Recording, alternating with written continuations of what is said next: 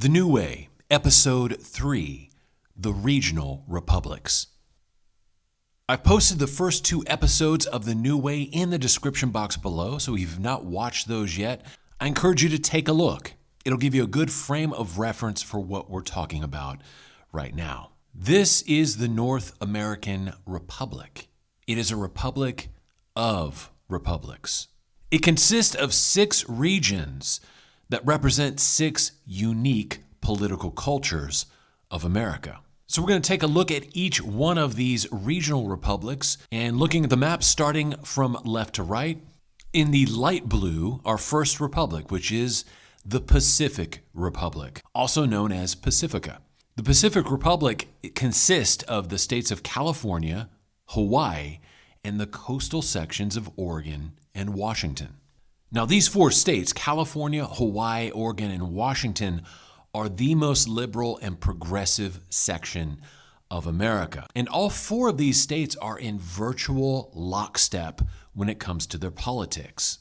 And you see this in their common approach to topics like marriage equality, transgender rights, abortion rights, etc., etc.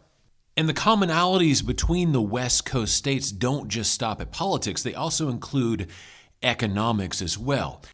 Because the states of Pacifica favor a collectivist model of economics. They prefer high tax plus a very strong social safety net.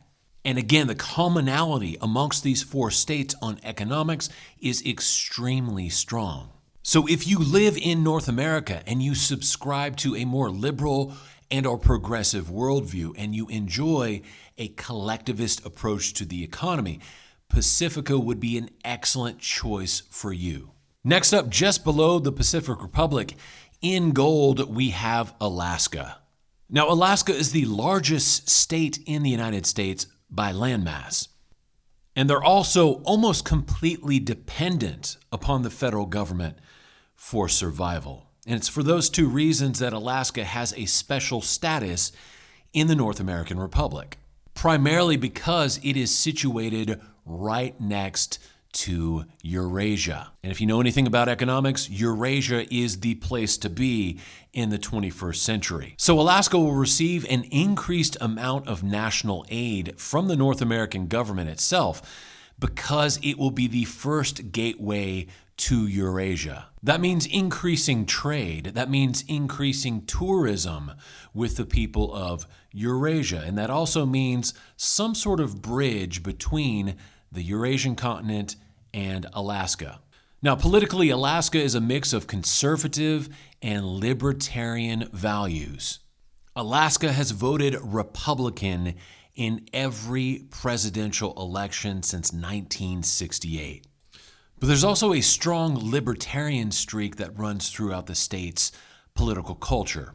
And that's evidenced by legal marijuana as well as open carry of firearms without any kind of permit. So to those who consider themselves to be adventurers or frontiersmen or trailblazers, Alaska would be especially attractive under the North American government.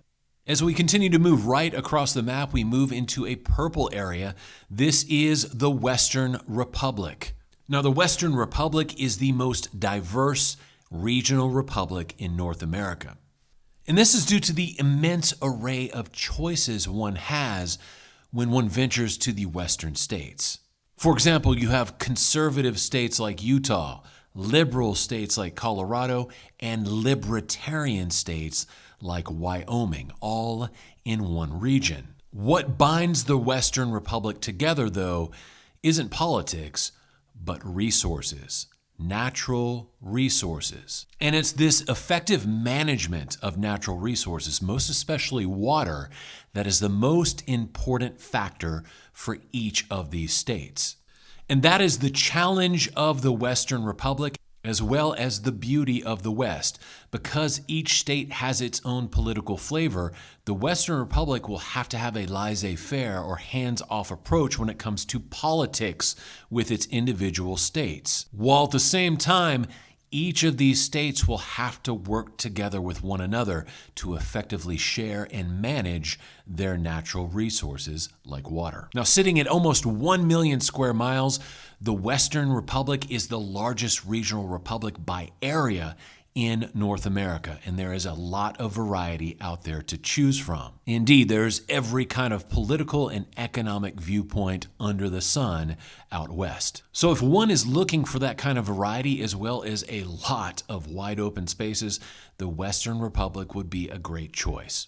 Continuing our march east across the map, we see the dark blue area. This is known as the Northern Republic, or the Northern States. Now, the Northern Republic consists of states from the plains all the way across to New York and Pennsylvania. Now, the North is home to some of the largest cities in North America, cities like New York, Philadelphia, Chicago, and Detroit. And these cities are very blue in their political persuasion. What's interesting, though, is that outside of the big cities, the counties of the northern states tend to be moderately conservative or moderate in their voting habits. So one of the challenges of the Northern Republic is giving their very large cities a little bit of extra autonomy when it comes to politics. Because the big cities of the North tend to be significantly more liberal than the counties that surround them, coming to some sort of accommodation with these big cities will make both parties much happier. Economically, one of the main challenges for the Northern Republic is recovering its manufacturing base. The region of the Rust Belt, which stretches from the Midwest all the way through Pennsylvania, used to be the manufacturing hub of the world.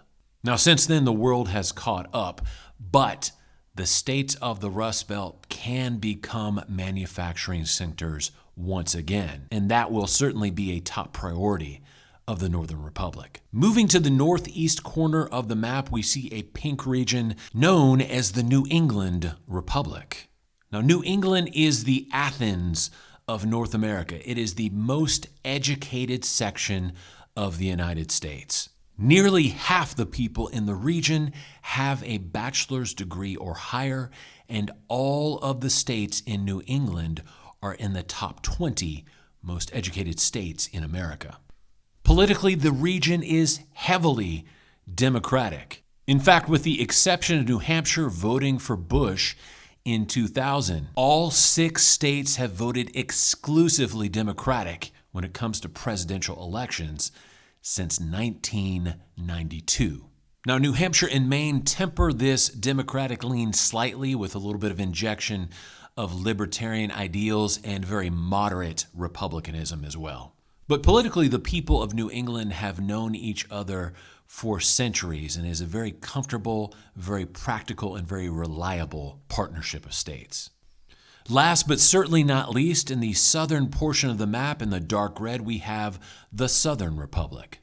The states of the South are the most traditional and conservative states in America. Home to the Bible Belt, Christianity holds a tremendous sway throughout the Southern Republic. And this is evident both in terms of culture as well as politics. Politically, you see the influence of Christianity in the Southern Republic when it comes to topics like abortion, like same-sex marriage, and gun rights as well.